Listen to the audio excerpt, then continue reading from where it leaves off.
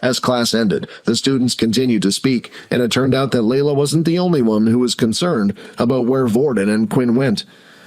"Any idea about the other two?" Aaron said bluntly. "No, I have no idea. Do you want to go look for them with me?" Layla asked nicely. "No thanks," Aaron replied. "Now that the portal training has been delayed, I'm in no rush to find them. But I came over to tell you some news I heard some students talking about. Yesterday, while I was walking by two students, they overheard the sergeant shouting at the general, something about two students going into the portals. My guess is that's the reason why this whole thing has been delayed in the first place." "Wait, what did you say?" "Don't you see? Vorden and Quinn have to be the missing students. No wonder Dell didn't say anything about them." Then suddenly it felt like she was being handed pieces of a jigsaw puzzle, one by one. But there was still one missing piece, and she knew exactly the person who could give her the last piece.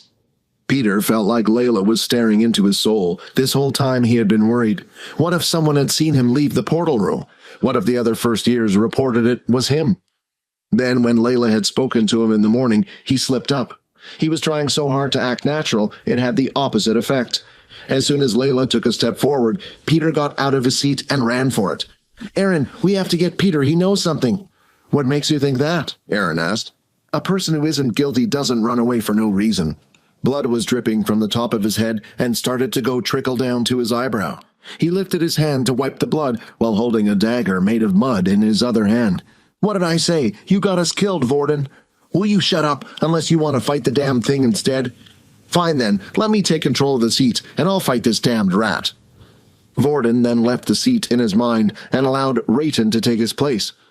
When Rayton sat down, he took control of the body. Meanwhile, Vorden walked off into the darkness, and inside was another figure that looked just like Vorden, only they were sitting on the floor swaying backwards and forwards. Their fingers would constantly roll around each other, and part of his shirt was in his mouth. "How are you holding up? Are you feeling better?" Vorden asked. "Yeah, is Quinn going to be okay?"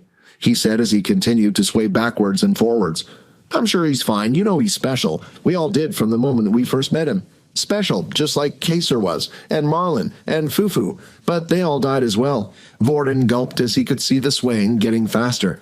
"This time is different. Me and Rayton are here to protect you. You can stay here as long as you want, and when you're ready you can come out once again. Leave all the talk to me, all the fighting to Rayton, and we can do this together." The swaying started to slow down, and at the same time so did Vorden's nerves. As Vorden went to walk back to the seat, he could see that Rayton had already dealt with the beast rather quickly. "Did you really have to go that far?" Vorden asked. "That cheeky little crap ruined our body. I can't let it get away with that." Vorden then proceeded to carve out the beast crystals from the two rats and place them in his trouser leg pocket. "I come in peace," the man said with his arms lifted up. Vorden walked over to the traveler cautiously. It was rare to even meet a traveler in this type of place, and who knew what the man's true intentions were. Someone had to be at least a decent skill level to be asked to enter a red portal planet. "Don't worry, I won't bite," the man said. "What's a kid like you doing in a place like this? I didn't know the military was that desperate that they were now sending a single student to a hellhole like this. I got stuck here. It was an accident, and I need to find a way out." "Looks like we both have the same goal at least," the traveler said. "The name's Ian. I came through another portal and was hunting out a beast in the wild. I was badly hurt and too far away from the original portal, so in a last-ditch effort I decided to come to this abandoned shelter. You're quite skillful to have defeated two of them on your own, especially for someone as young as yourself. You have my thanks. I was too badly hurt from the beast before. That Rattaclaw had chased me into the warehouse, and I was waiting for it to go away. I never expected someone else to be here in this shelter." "You're welcome," Vorden replied. "Well, since we both have the same goal anyway, do you have any idea where the portal could be?" "Sure. There were a few buildings I spotted on my way over here. It's best if we check them out first." "The name's Vorden." "I look forward to us working together." "Do you know when the sun will rise?" Vorden asked. "Maybe it will be best if we travel once the sunlight comes out. Then we can spot beasts easier." "You really don't know where we are, do you?" Ian replied. "This planet's spin cycle lasts an entire year, and right now we're only 6 months in. I'm afraid we won't be seeing light for a very long time." Once the two of them were ready, they decided to head back outside, while Ian took the lead.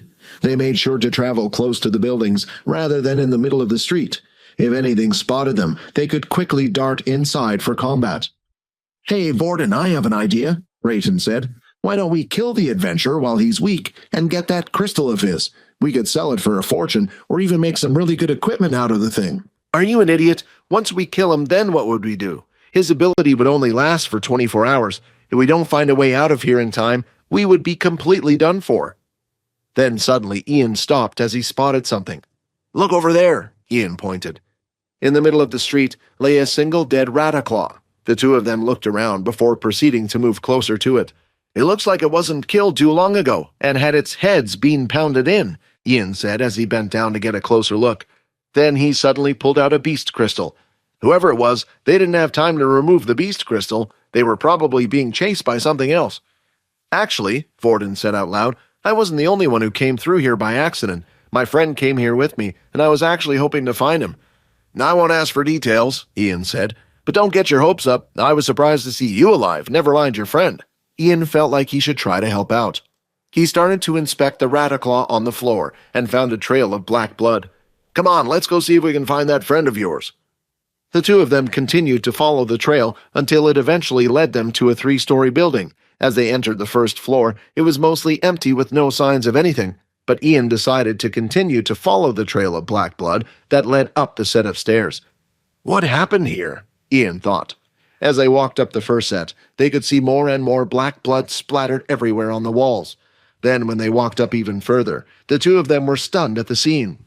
Lying on the ground were 10 Rattaclaws died, completely still, each one with their beast crystal carved out. "Who did this? Are there more people here? Maybe another team on a mission?" Ian said. "I'm sorry, I thought perhaps the Rattaclaw outside was killed by your student friend, but it looks like I was wrong. You would need at least a small team to take out 10 at once like this." The two of them then decided to climb to the roof. They stood on top of the roof and looked down. That's when the two of them spotted something. "Get down quick," Ian said. It was a beast that walked on 6 legs, 3 on each side. Its body stood upright like that of a human, while the bottom half was like that of a scorpion. It was a hideous beast that clearly wasn't from Earth. "An intermediate beast," Ian said. "Hey, what's that building?" Vorden asked. "Could the portal be inside there?" "That's the storage room," Ian answered. "I doubt the portal would be inside there. Usually those places get targeted by thieves and such, and even if it was in there, it would be best if we let the beast leave first." Quinn had left the other building and slowly started to make his way to the storage room. He had no clue when the sun would rise and needed a place to stay for the night. Not only that, but he was hoping that he might come across some treasures at the storage room. On his way, he spotted a few Rattaclaws feasting on something in the middle of the street. "Damn, they're everywhere, just like rats back on Earth," Quinn thought. Quinn continued to head towards the storage building until finally he had arrived. At the front, there were 2 large steel doors which slid open. Afraid that they might make a lot of noise and attract unwanted attention, he decided to walk around the building to see if there were any other openings or entrances.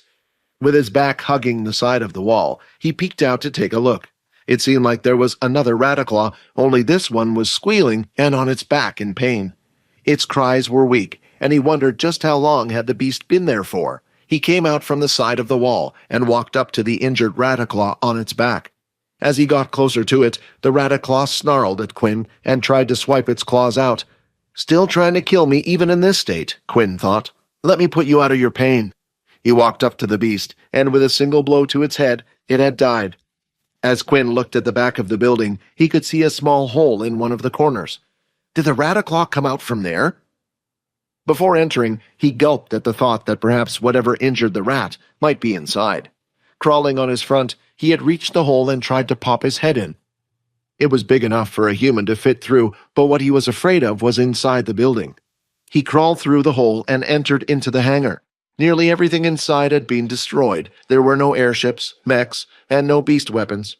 He started to walk around the hangar for a while, until eventually there was a room stationed in the corner. He walked up to the room, and there was a single steel door with a passcode device next to it. The door was military grade, which meant even those with abilities would find it hard to break it down. But it was clear to him that whatever was in the container had yet to be destroyed, and most likely whatever was inside was important stuff worth locking. Should I try hammer strike on it?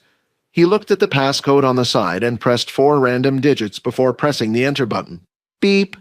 Of course I'm not that lucky, he thought. Looking at the lock again, his gut was telling him to try it. Quinn then did as his inspect skill said and touched the lock. Nothing happened, but then he used the inspect skill one more time. Quinn immediately tested out the number the system had given him. Beep! Ka-chuk!